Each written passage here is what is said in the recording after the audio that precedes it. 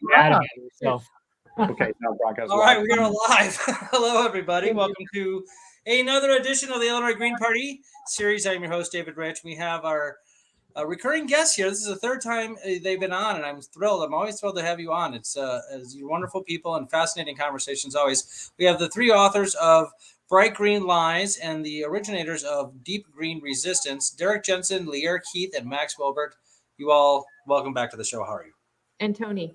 And Tony. The Jack Russell Terrier. So yeah, no, this is great. This is the Illinois Green Party series. I'm a Green Party member, and the things about the environment are primarily important to me and us. That's why finding people like you is always a worthwhile endeavor, and it's good to hear these. What you have to say is very interesting. I read the book Bright Green Lies, and very important stuff. You got to keep people in check, even the people that are on the good side. On the right side, they don't always do the right thing. So it's very important that we, keep this open and make sure that we're getting the right information for sure. So why don't we just start with Bright Green Lies, the book. Tell us basically what it's about. And then we'll go on from there and we'll talk about some other things. Anybody who wants to start? So Bright Green Lies, we wrote it because the main reason is that we feel that our movement, the environmental movement, has been hijacked. Correct. And that it used to be a movement that was about protecting wild places and wild creatures that we loved with all our hearts and wanted to protect. And instead, this movement has become, how do we continue to consume them? We just need to find a new power source to do that. We need a new source of energy in order to keep industrial civilization moving.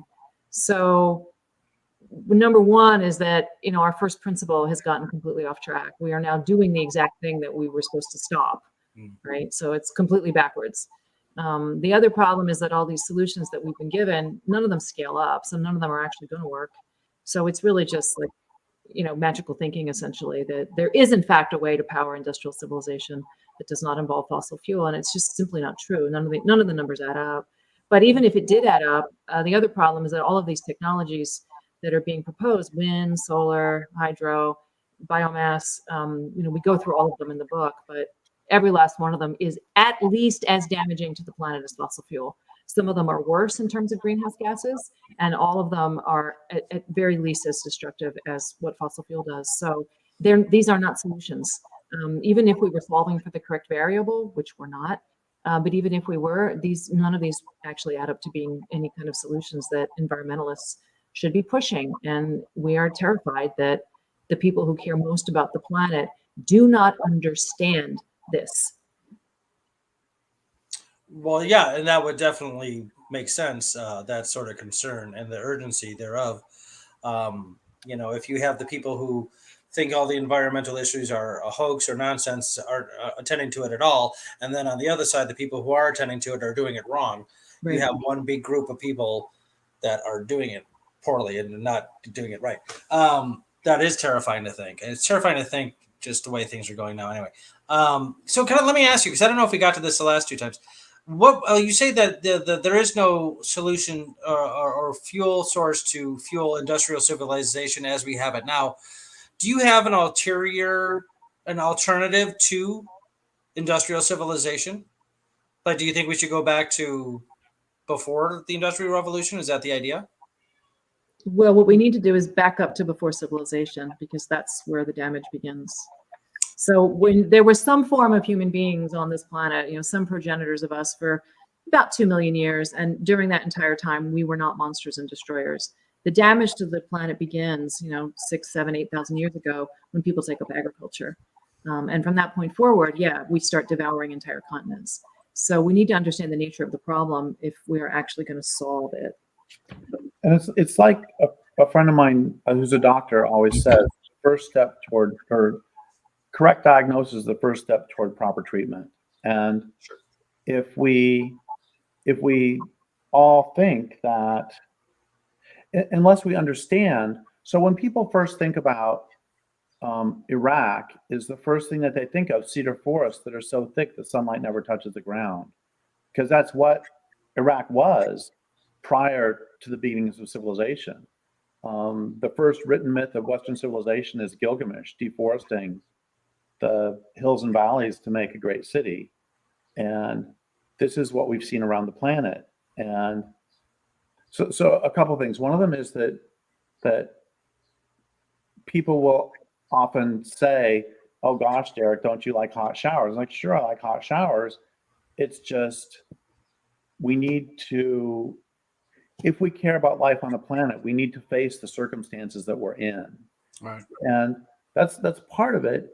And another part is back in 1990 or so, I was riding a car with a friend of mine and we were stuck in traffic. I was just making conversation. I said, "So George, if you could live at any level of technology that you wanted, what would it be?" And George was not in a very good mood. And he said, "That's a really stupid question, Derek. We can fantasize whatever we want, but the truth is there's only one level of technology that's ever been sustainable, and that's the Stone Age. And we'll be living there again someday. And the only question is what will be left in the world when we get there." And so it's not that I hate watching baseball. It's not any of that. It's just that all of my work can be summed up in basically one or two sentences, and that's this way of living won't last forever. And when it's done, I would prefer that there is more of the world left rather than less. And another way to put this is that I honestly came to environmentalism through a fundamental conservatism. And I don't mean that like socially conservative. What I mean is that I think it's incredibly stupid to wipe out runs of salmon that have fed people, fed human people, fed the forest for million years, 2 million years. I don't know how old salmon are. I think they're like 1.5 million. 40 million. Oh, 40 million. They're 40 million. Okay, so they fed forests for 40 million years, and they fed humans for at least 12,500 years right here. I think it's really stupid to wipe those out when tomorrow you might want to eat them. And that's ignoring the salmon's wonderful and beautiful existence for themselves and their relationship with the forest. It's just, I think it's remarkably stupid. You know, it's the old line that Paul Ehrlich would say about you're flying in an airplane and the rivets are popping off and nobody seems to care. But at some point, the last rivet's going to pop off and it's going to make the whole thing crash. And it's just, I think, so I'll say one more thing and then we'll turn it over to either Max or Lee or you. That, you know, every cell in my body wants for us to have some sort of voluntary transformation where we do the right things and slowly throttle down, but I don't see it happening. And I wish that, okay, first off, I no longer wish that this way of life was sustainable because, you know, if wishes were horses, but you know, it's like, it doesn't do any good because on a level of movement resources, it is functionally unsustainable. And we can talk about that if you want. Sure. And that can't be changed by wishing. So yes, what I believe is that, and here's one more thing, sorry, I keep going on, but Please. you know, when I was a baby activist in my late 20s, early 30s, I saw all of these environmental activists who were working as hard as they could to protect this or that piece of land or this or that creature, this or that plant they loved. And basically, they would all say in private, but not in public, we're just trying to hold on by our fingernails until civilization crashes. And then if the bull trout are still around, then they may survive. But if they're gone before then, they're gone. And they wouldn't say this in public, though. They would only say it in private, because if you say it in public, people just laugh at you, because it's easier for people to imagine. The mainstream news will talk about possible humans going extinct. Richard Dawkins talked about it. The New York Times has talked about it. Humans may go extinct within the next 50, 100 years because of what we're doing to the planet.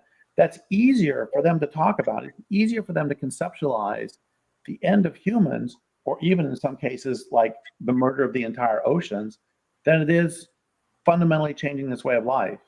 And that just seems crazy to me. It's always seemed crazy to me that really you're talking about, even if you don't care about non-humans, you're talking about possible human extinction. You know, it's like, anyway, so I'm done. So somebody else say something. It's not intellectually challenging. Like, we know what we're doing to the planet. The problem is it's emotionally challenging. Like, people don't want to actually face it. So they have all these barriers and sort of levels of denial about it. But I mean, our analysis is not that complicated.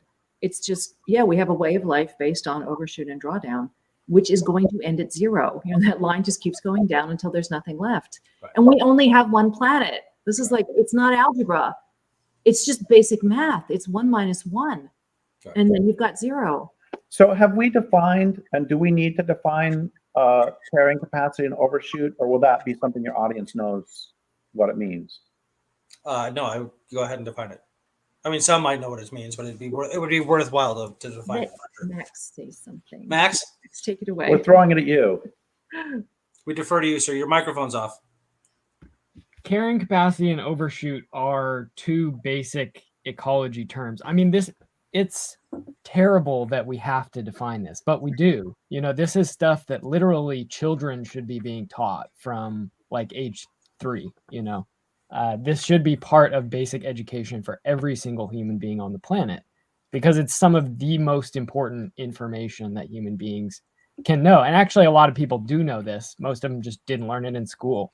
It's, people who grew up in a rural area and, maybe grew up hunting. A lot of people who grew up on a farm, people who, grew up in an indigenous community. A lot of folks understand these concepts, and they're the people who still have some relationship with land. A lot of industrial farmers probably have a pretty twisted understanding of these ideas. But carrying capacity of the land is the amount of creatures of a given species that piece of land can support indefinitely. So the classic example used here is, say you have an island, and on that island there are a bunch of rabbits, right? If you have too many rabbits, if the rabbit population gets bigger and bigger and bigger, eventually they eat all the plants, and the plants can't grow back, and the rabbits have nothing to eat, and so they all die, right? And so the rabbits exceeded their carrying capacity at that point. That's called overshoot. And in that case, what happens is, what can happen is a permanent degradation of carrying capacity, right? We were talking about, Leah and Derek were talking about the salmon a minute ago. And when you kill off all the salmon, you can't feed as many people as you could have when the salmon were still there, right? So fossil fuels have allowed, agriculture and then fossil fuels have allowed us to overshoot carrying capacity by an incredible amount. I mean, before agriculture, I think that the global population of human beings was something like 6 million, 10 million. I don't know what the numbers are, but it was low. And with agriculture, then that gets up into 50 million, 100 million, 200, 300, 400 million. You hit the Industrial Revolution and bang, things go crazy, right? Fossil fuel energy accelerates that curve like crazy. Michael Dowd, I actually saw a presentation from Michael Dowd the other day where he took the graph of human population going up, right, like a hockey stick, just like the greenhouse gas emissions, just like the rate of species extinction, the acres of forest cut down, all of these graphs that we've all seen. And he flipped them upside down. This is more accurate. Everything's going down. It's like Leah was saying, we're headed towards zero. This is a better way to look at these graphs. And so that's carrying capacity. And drawdown is that process of destroying the land, of destroying both non-renewable, quote unquote, resources and renewable, quote unquote, resources. Like a salmon run, the natural community, the web of relationships that is salmon. If you destroy the salmon, then the carrying capacity of the land where the salmon live is reduced, because you've reduced the ecological complexity, you've destroyed some of the flows of matter and energy, you've destroyed the life. Those salmon beings are gone, right? And another example, a non-living example, would be fossil fuels. Right. There's finite amounts of fossil fuels in the ground, and they're being drawn down literally as they're pumped out of the ground and burned. And when they're gone, they're gone. There's nothing left. And you can think about things like forests as being quite similar, because on this continent, 98% of the old growth forests have been cut, and they're not coming back for hundreds or thousands of years, if ever, at this point. right? Because even if you left the forest alone to regrow, now there's global warming. Now there's soil degradation. The ecological conditions have been disturbed in many areas. So I think you would get old growth forests for sure returning in a lot of these areas. And I think nature has an incredible ability to rebound. But just like a human being, I've studied a lot of first aid and worked as a wilderness guide. And in the human body, we can take a lot. We can take a lot of damage, a lot of harm, and keep going. But there's a point that you reach. In terms of shock. Shock is what really kills people if you're bleeding out, for example. And there's two phases of shock. There's compensatory shock and decompensatory shock. Compensatory shock just means you're really bad, right? But your body's able to maintain some normality by cranking up your heart rate, for example, right? You may be bleeding like crazy, but your body just jacks up your heart rate to try and maintain blood pressure to keep you from passing out. So you can still get away from, the bear that was attacking you or something, the landslide that's coming. I shouldn't use bear attack examples. There's probably outside right now. This is a pro nature show. Yeah. But, polar bears. Polar bears actually human predators. So we'll use a polar bear example. But then you reach decompensatory shock, and that's where the body just says, no, I can't do this anymore. You've reached your limits. And so that's, I think, an analogy that can be useful for understanding what's happening to the planet. We're sort of on that borderline. In many cases, we've crossed over the borderline, and we're in that state of free fall that is decompensatory shock. But in many areas, the natural world is just struggling to hold it together.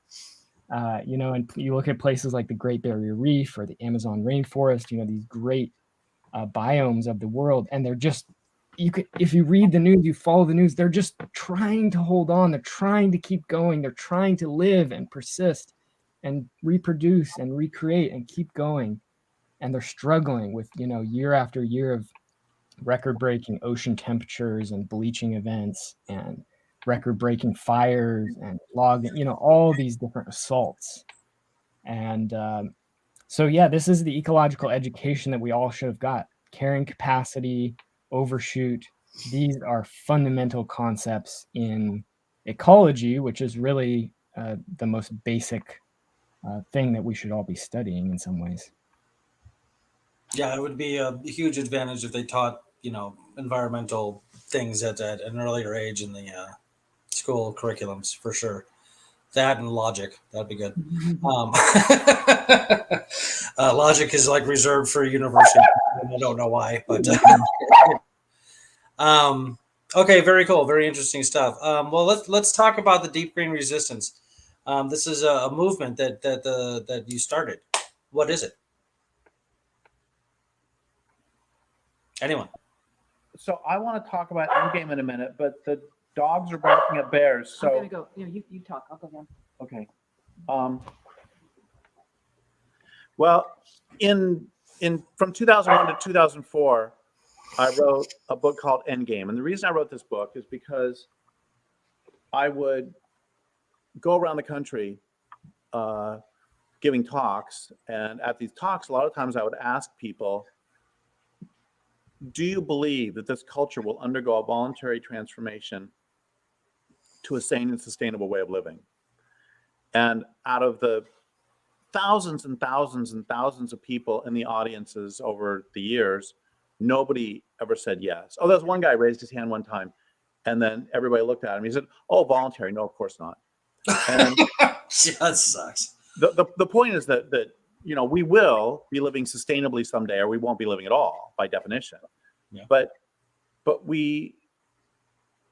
so my next question was, if you don't believe the culture is going to undergo a voluntary transformation to a sane and sustainable way of living, and you care about life on the planet, what does all this mean for your strategy and your tactics? Right.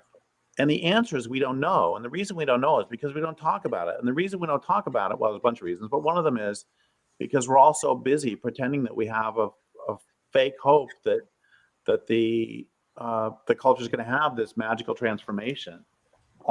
So that's sort of the deep background on how DGR evolved, and now one of you two take over from there. So basically, I sort of set the philosophical groundwork of we don't talk about. And another part of the problem is this discussion that we started with Bright Green Lies here about how the environmental movement was increasingly not eco or biocentric. And so what I have desperately tried to do with all of my work from the very beginning is to return us to that ecocentric and biocentric perspective. And we can have all sorts of disagreements everywhere, all over the place, but as long as there's the fundamental agreement that the health of the planet is primary, everything beyond that just becomes either technical or, the sorts of disagreements that people always have in strategy or tactics. But the point is, that's sort of the philosophical underpinnings of deep green resistance, if I'm understanding the organization correctly. And now if one or both of you can take over from there. Yeah. No, go ahead, Or Matt. Max, go ahead. Sorry.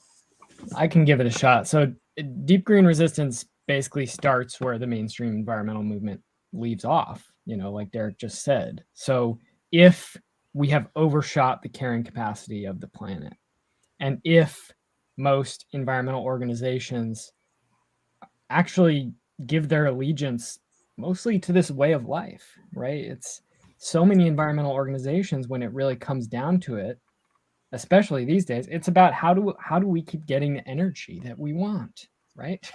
How do we keep being able to drive? How do we reduce the carbon footprint of our lifestyle?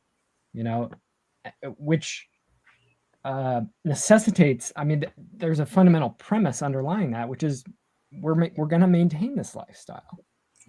And so deep green resistance begins with these understandings that if collapse is going to happen, if we're headed in that direction, like so many civilizations beforehand over the last 8,000 years, which have destroyed their ecological foundations and then collapsed, also due to a variety of other factors, always, whether it's disease or war or internal social turmoil, there's always a combination of factors that take down these civilizations. But a key one is always the destruction of their own environment, the destruction of their water cycle, the destruction of their soils, cutting down all their forests, doing agriculture and salinating all their fields with irrigation, whatever it is, all of the above in many cases.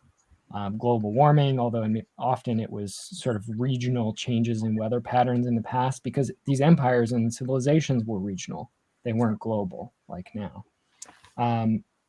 So if that collapse is coming, then by definition, the sooner that collapse happens, the more life will remain afterwards.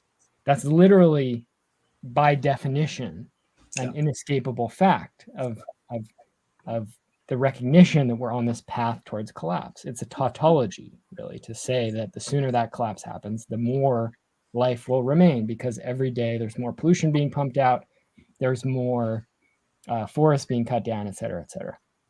So deep green resistance is all about not shying away from that reality and actually embracing that reality.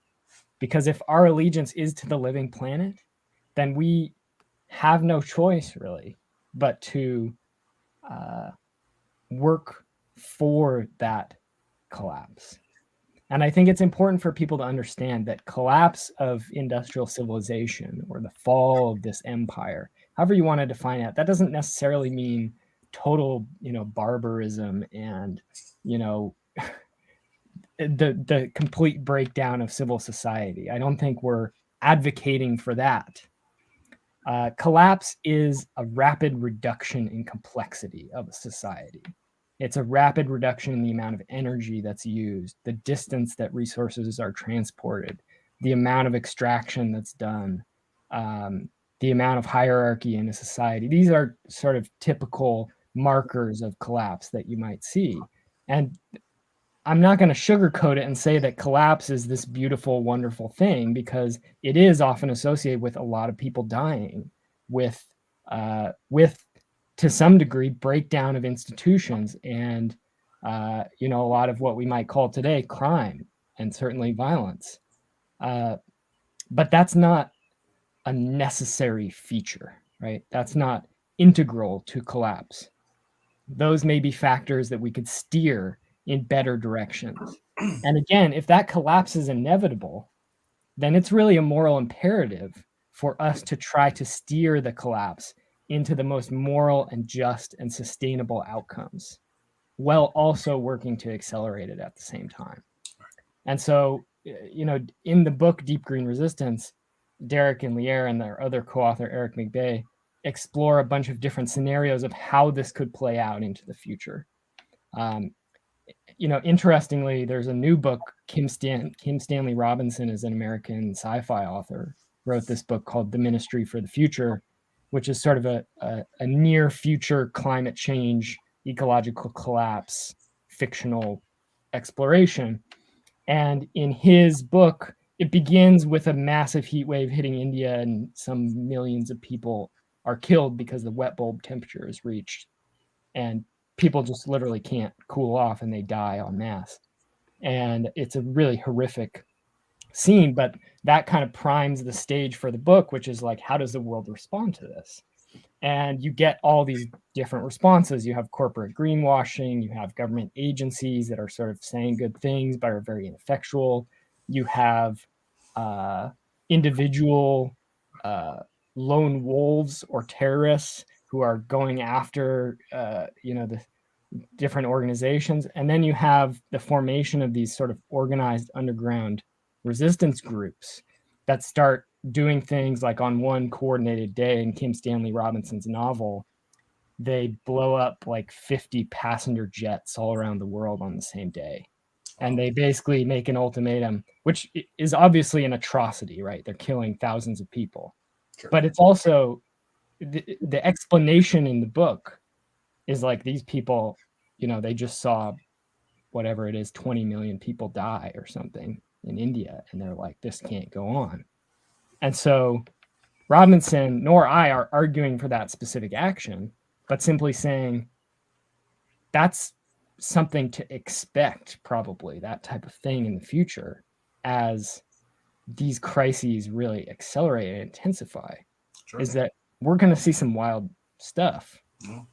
And,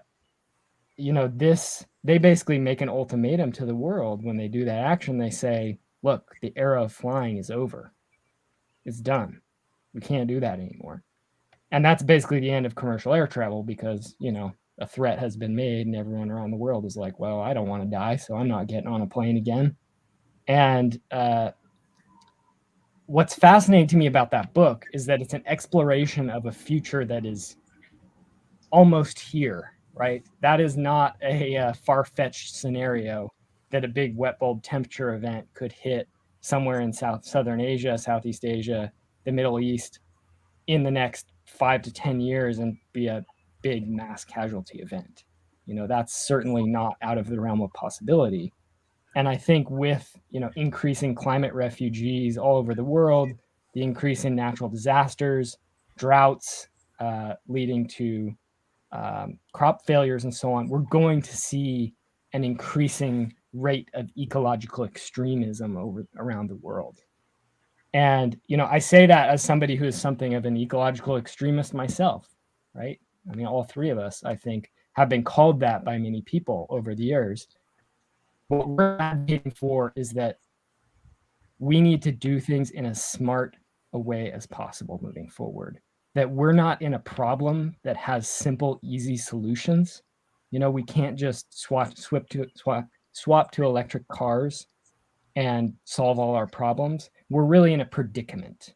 We're down a creek without a paddle. We are deep in a hole and we're still digging. We are in a building that is on fire, and there is no simple way to solve this issue. The future is likely to be pretty dire, regardless of what happens. And we're going to have to make all kinds of unpleasant choices.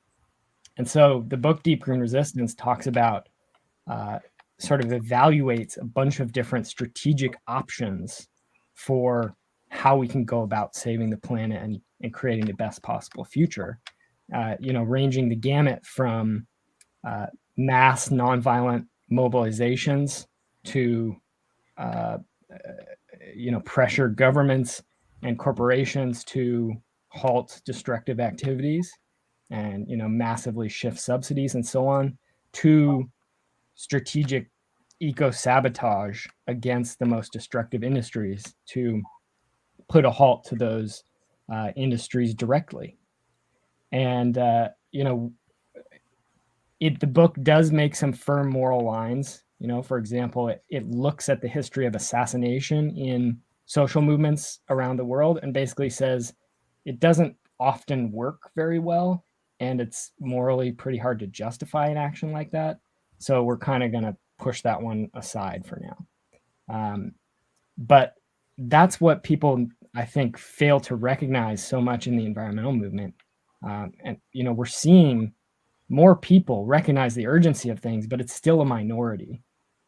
It's still not being perceived as this existential threat to not just our world and our everyday experience, but the ability of future generations to even exist and have a world to live on. So Leah and Derek probably have some things to chime in after that.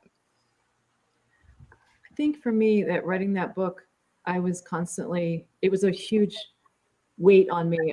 I was balancing my moral agency against my moral agony, because I would give anything to wage this struggle nonviolently, but I don't see the numbers. We would need millions of people. We could do it if we had millions of people. I think nonviolent direct action is an incredibly elegant political technique. It's been used to bring down all kinds of dictators in my lifetime. Entire regimes have fallen. I understand the principles, and I think it's an amazing thing that people have figured out how to do this. A Baltic state. Tell them the. But in the meantime, it takes people. Like, we would need millions of people to put their bodies between what is left of this planet and fossil fuels, and they would have to go there every day and stand in front of those trains or in front of those trucks or in front of those those just gigantic, horrifying, earth-shattering pieces of equipment, and be willing to die. And I don't see them. Like, I could maybe find 100 people willing to do that. I mean, Max and a few of his friends have been at Thacker Pass now for over a year trying to stop a lithium mine. So you can find dedicated people who will go and do that, but there's not enough of them to actually stop. It ends up being really symbolic, and those people get removed. And then that's it. It collapses. So again, if we had millions of people, we could shut this party down by midnight, and it would be lovely. It would be, a wonderful way that we could so simply just stop destroying the planet. And like I said before, none of this is actually intellectually challenging. We just need to stop doing it. But I don't see it. So then, deciding that, like, all right, well, realistically speaking, there's not going to be millions of people who rise up and do that, take those risks and bring fossil fuels to a halt, or any of these industries to a halt. So what then? And what are you left with? Well, what have other people done across history when they don't have any money or any resources or a lot of people? So it's like, well, could we attack infrastructure? What would that do? Could we actually stop the worst of these industries by hitting them where it hurts? And we very clearly set aside, we're not talking about harms to humans. We want every life respected, and we don't want anybody to get numb to that, because it goes off the rails so fast when people actually take up violence against their brothers and sisters. And that's not something I ever want to see. But what about that kind of property destruction that actually was meaningful? Because I spent most of my youth, doing this sort of McDonald's windows strategy, where it's essentially advanced vandalism. And of course, it feels good in the moment, but it was pointless because, to speak in military terms, it's low criticality and high recuperability. So these targets are not critical in any way to the industry you're trying to affect, and they're very, very easily recovered. I mean, you can smash as many windows as you want. You're not stopping, McDonald's from McDonalding for even half a second. It doesn't matter. And this is the problem with a lot of groups that start doing resistance and have no training. They have no military training. They don't know how to be targets. So target selection is always a huge problem. But, even like the French resistance to the Nazis, the first year and a half, they did really silly things like that, like spray painting and, messing up windows. You're like, this is going to stop Nazis? The elegance of the Parisian women. Yeah, that was supposed to be a resistance, like, wear a nice hat. And that's like, a statement against the Nazis. And they got training. They got training from, the United States and from other groups. And it was like, oh, all right, we need to blow up train lines. I get it. And so they did. And they actually were able to help make a dent, especially right before D-Day, to actually resist the Nazis. So that's just one example, but we don't have that kind of training. So we wrote the book to get people to actually think strategically. That advanced vandalism might feel like a lot of fun, but none of it worked, and it's not ever going to work. We need to take actions that actually have an impact on what's destroying our planet. So that was sort of the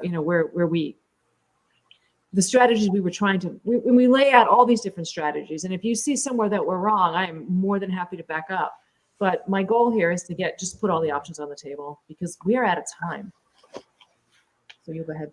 And then I want to read something that I wrote in Endgame, because all of this sounds pretty scary. And it should. And even though I was one of the co-authors of the book, still hearing Max say it out loud was like, oh, that's kind of scary. So I want to read something that I wrote about this back when I was writing Endgame. Okay. Which is, if you've gotten this far in this book, or if you're simply anything other than entirely insensate, we probably agree that civilization is going to crash, whether or not we help bring it about. If you don't agree with this, we probably have nothing to say to each other. We probably also agree that the crash will be messy. We agree further that since industrial civilization is systematically dismantling the ecological infrastructure of the planet, the sooner civilization comes down, whether or not we help it crash, the more life will remain afterwards to support both humans and non-humans. If you agree with all that, and if you don't want to dirty your spirituality and conscience with the physical work of helping to bring down civilization, and if your primary concern really is for the well-being of those humans who will be alive during and immediately after the crash, as opposed to simply raising the issue because you're too scared to talk about the crash or allow anybody else to do it either, then given, and I repeat this point to emphasize it, that civilization is going to come down anyway, you need to start preparing people for the crash. Instead of attacking me for stating the obvious, go rip up asphalt and vacant parking lots to convert them to neighborhood gardens. Go teach people how to identify local edible plants, even in the city, especially in the city, so these people won't starve when the proverbial shit hits the fan. They can no longer head out to Albertsons for groceries. Set up committees to eliminate or, if appropriate, channel the additional violence that might break out. We need it all. We need people to take out dams, and we need people to knock out electrical infrastructures. We need people to protest and to chain themselves to trees. We also need people working to ensure that as many people as possible are equipped to deal with the fallout when the collapse comes. We need people working to teach others what wild plants to eat, what plants are natural antibiotics. We need people teaching others how to purify water, how to build shelters. All this can look like supporting traditional local knowledge. It can look like starting gardens. It can look like planting local varieties of medicinal herbs. And it can look like teaching people how to sing. The truth is that although I do not believe that designing groovy eco-villages will help bring down civilization, when the crash comes, I'm sure to be first in line knocking on their doors asking for food. And I go on from there. And it's the same old story. The good thing about everything being so messed up is no matter where you look, there's great work to be done. Do what you love, do what you can, do what best serves your land base. We need it all. And, that's what I wanted to read. And then I wanted to mention, and I don't know if we said this in a previous interview, but one of the take homes that I really got from COVID, and I'm just appalled that more people don't understand this and this hasn't been first on everybody's mind, is I started paying attention to COVID when 2 weeks after Wuhan shut down, a Hyundai factory in South Korea closed because of a lack of parts.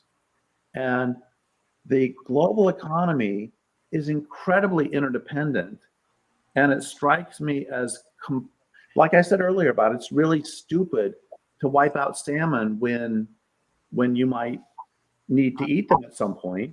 It also seems to me really stupid when you have hints that the global economy can be interdicted at any moment by anything from a pandemic to a war to hyperinflation, to all sorts of to a local revolution.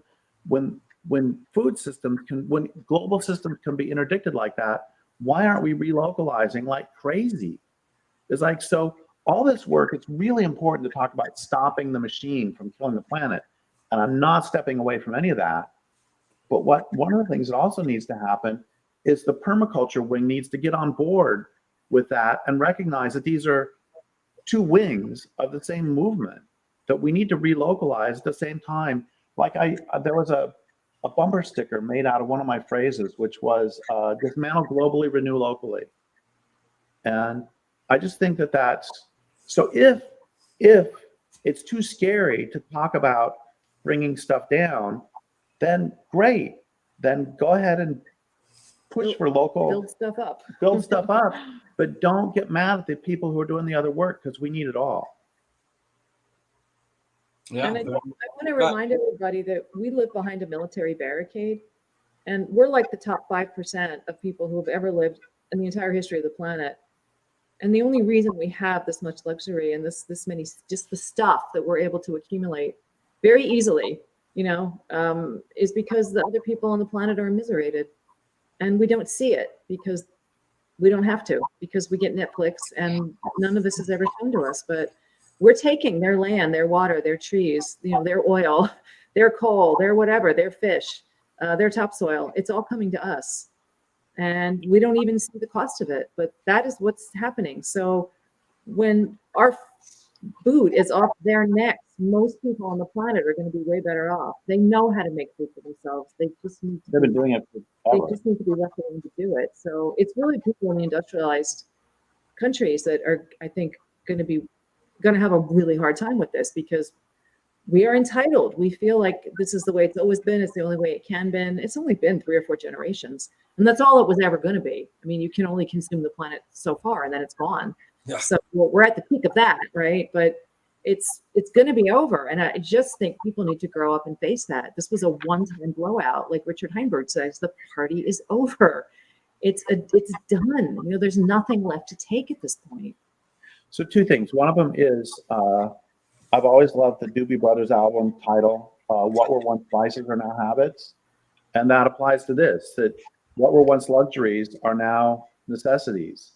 That it's only, 100 years ago, 120 years ago, almost nobody had industrial electricity. And now it's like we can't live without it. So that's one thing I wanted to say.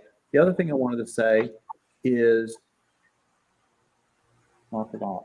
What were you saying?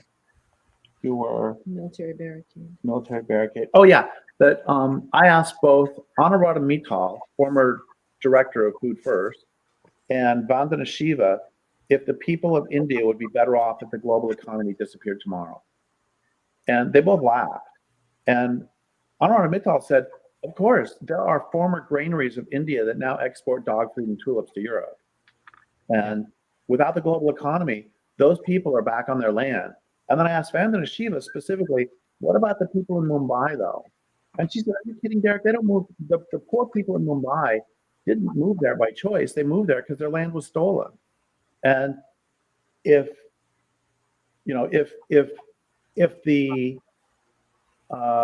Coca-Cola et al. Were stopped from stealing their land, they would be back doing subsistence farming, which they've done for 10,000 years. And it's not, and I say this also, all 3 of us have conditions for which our lives have been saved by modern medicine. And modern medicine is miraculous. Yeah. That doesn't alter the fact that industrial society as a whole is killing the planet. And also I want to say one more thing about miracles, which is I love the line by David Ehrenfeld, which is, just because we can commit minor miracles makes us think we can commit major miracles. And what he means by that is we can commit minor miracles like open heart surgery, but that makes us think that we know how to manage a forest, or that we can kill the ocean and have it survive. Right. And that's a fundamental bit of the arrogance of humanism, as Ehrenfeld said. Max, it seems like you're wanting to say something. I'm just shifting around here, but the line that comes to mind from Aldo Leopold that I read the other day is, the first rule of intelligent tinkering is save all parts. You know, I don't know much about cars, but I don't have much money, so I've learned things. You know, I started with changing my oil and, you know, worked up from there. And my friend, my former roommate, taught me the best way to do it, which is you take a piece of cardboard, and at each time you take a bolt or something off, you put it on the cardboard and you work your way from left to right in the order that you take them off. And so then when you go to put it back together, you work your way back in the other direction. And that has been lost. You know, there's no precautionary principle. The train is off the rails. And you know, the problem with, you know, Derek, you've said before, you've written before about the phenomena that when you have somebody who's a drug abuser, for example, you can count on them generally hitting rock bottom, and either they're going to OD and die, or they're going to figure something out, right? There is a chance there. There's an opportunity there. But one of the issues in our situation is that, like Lier said, we live behind that military barricade. So the people who are really suffering from this way of life that we're living are not mainly the people in the United States. It's some of the people in this country, but it's mostly people in, you know, Tibet and Bangladesh, and working in the maquiladoras on the Mexican border, and, you know, working in the farm workers in the fields in Salinas, California, and you know, the workers in the iPhone factories in China, Foxconn factories, who are literally, they have suicide nets around their building because there's just mass depression and suicidality among these workers who are basically slaves.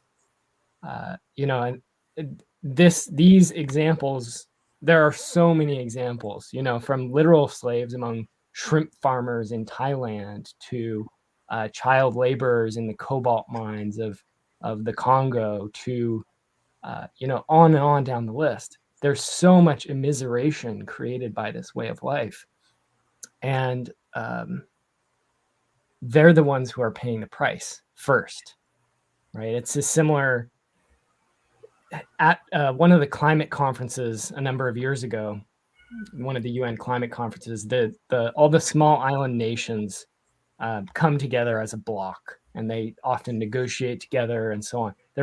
Most of the countries are very poor, so they'll kind of pool their resources and get some lawyers or negotiators to work with them and represent them and so on.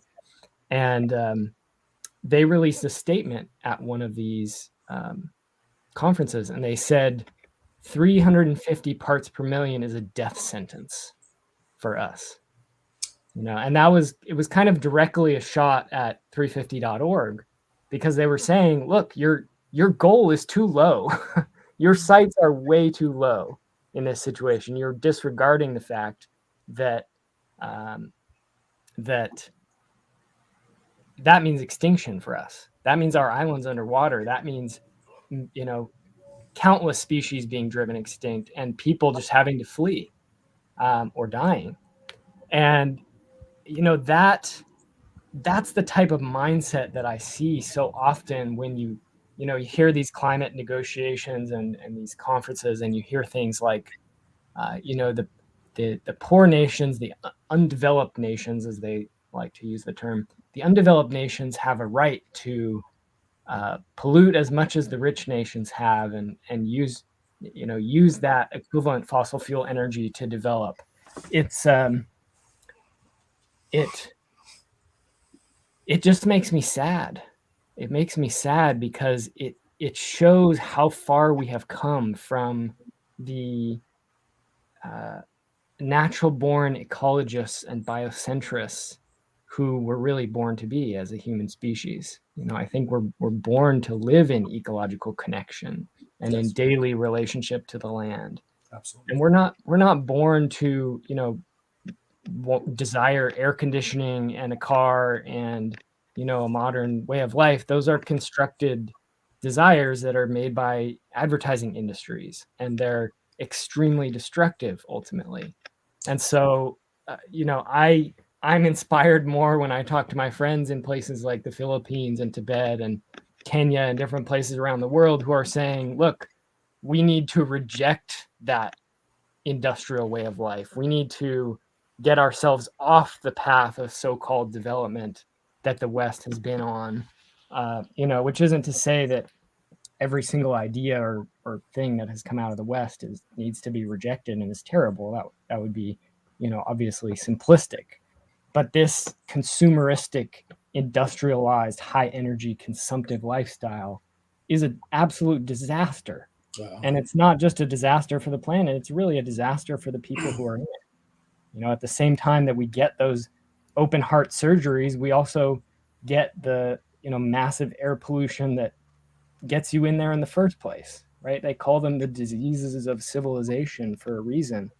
And they're proliferating around the world as, people go through that development process, it's really an escalation process. It's an escalation process. And, that's one reason why I get kind of frustrated with, some of the degrowth movement, for example. Degrowth is such a popular rising movement, especially in Europe and parts of Latin America as well, which is actually where some of the roots are and the origins. But you hear so many people talking about we need to get everyone in the world up to a modest European lifestyle. And I'm just thinking to myself, a modest European lifestyle is not sustainable. It's not sustainable with 8 billion people or 5 billion or 1 billion.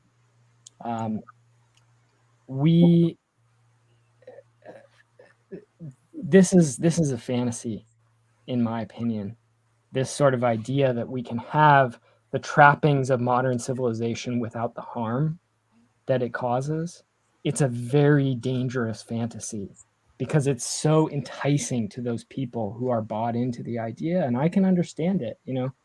Derek was talking about baseball earlier. I was just watching the basketball game from yesterday. Here I am ruining my credibility as an environmentalist. I was just watching the Mavericks completely destroy the Phoenix Suns in one of the most embarrassing playoff games I've ever seen. Yeah. So I'm part of this culture too. I live in it too. It's also terrifying for me to talk about these things, and to imagine these transformations is very hard because I grew up getting all my food from the grocery store and watching TV and getting a ride to school in the car or on the school bus like everyone else in this country, or like a lot of people in this country. So the idea of living in a totally different world is very hard for us to contemplate, and it's scary, and that makes sense.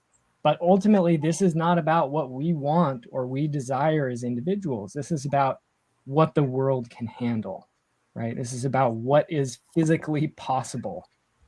Because if we continue along this route, we're stealing from the future. And I'll just end by sharing this one story from William Catton in his book Overshoot.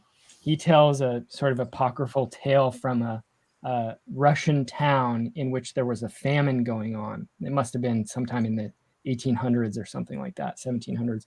There was a famine going on, and there was a granary that was full. It was full, but it was full of the seeds that were going to be planted for the following year's crop. And there were people there guarding the granary. And this visitor said, "Why don't you open up the granary and feed everyone?" And the guards said, "Because that would be stealing from the future. We can't do that. We simply can't do that." Wow. Interesting. Okay. Yeah, very cool. That's a powerful anecdote. We got like a minute left here. Always amazing talking to you, and I have like 8,000 questions. So we're just gonna have to have you back on again for a fourth time. So there's so you mentioned. I mean, Derek, you mentioned permaculture, and I'm actually certified in permaculture, and it's something I'd like to talk more about. I think that there's a lot of hope in permaculture, for sure. I don't know how much hope in general there is for the future, but if we're going to make steps towards it, permaculture, I think, is probably a necessary part of that process, for sure. Because permaculture in general, folks, is is using the way that nature grows things to grow things. That's pretty much like bioswales and so, or I'm sorry, bioswales.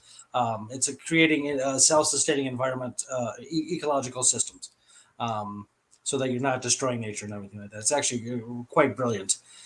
So anyway, thank you very much, Derek, Lear, and Max, for coming on the show. I appreciate it. Always wonderful talking to you. Again, we have 1,000 more things to talk about. So if you could hang on after we end the show, I'd like to talk to you a little bit more. That'd be cool. Real quick, though, if somebody wants to get involved in the Deep Green Movement Resistance, what would they do? Deepgreenresistance.org. Deepgreenresistance.org. That simple. You'll find us, yes.